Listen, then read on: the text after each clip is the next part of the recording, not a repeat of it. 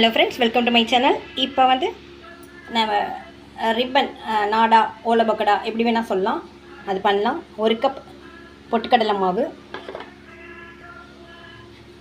1 cup அளவுக்கு அரிசி மாவு, 1 கப் கடலை மாவு, எல்லாம் ஈக்குவல் ரேஷியோவில் எடுத்துட்டுருக்கேன். எல்லாத்தையும் சளிச்சுட்டுருக்கேன், மறக்காமல் சளிச்சுக்கோங்க. இதில் போடுறதுக்கு காரப்பொடி, கொஞ்சம் கலருக்காக மஞ்சப்பொடி, வெண்ணெய் கொஞ்சம் 1 ஸ்பூன். இது வந்து கட்டி பெருங்காயத்தை பொடி பண்ணி வச்சுட்டுருக்கேன்.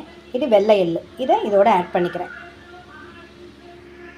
இதோட ஆட் பண்ணிட்டாச்சு.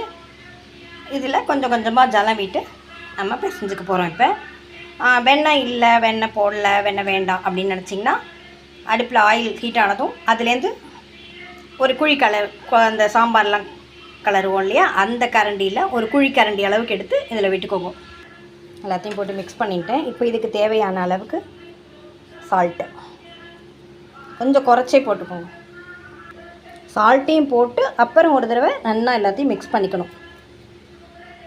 இப்போ கொஞ்சம் கொஞ்சமாக ஜலம் விட்டு பிசைஞ்சுக்கணும்.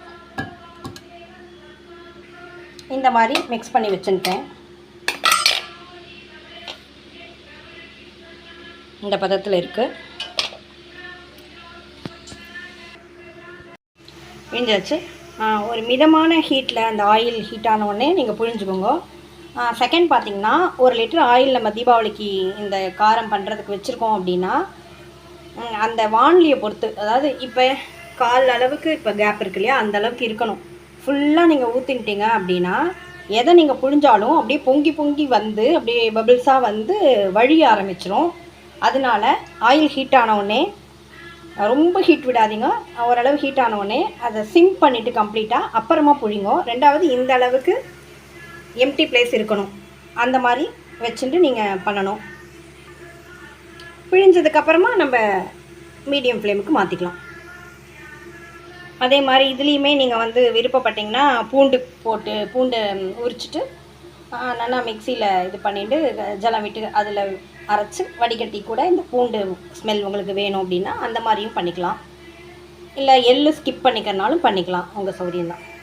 அவ்வளோதான், ஈஸியாக முடிஞ்சுது. ஆல்ரெடி பண்ணியாச்சு. இது ஒன்று, இதோட லாஸ்ட்டு. எல்லாமே கொஞ்சம் கொஞ்சமாக பண்ணிட்டா போதும், கொஞ்சம் கொஞ்சம் பண்ணி வச்சுட்டா போதும்.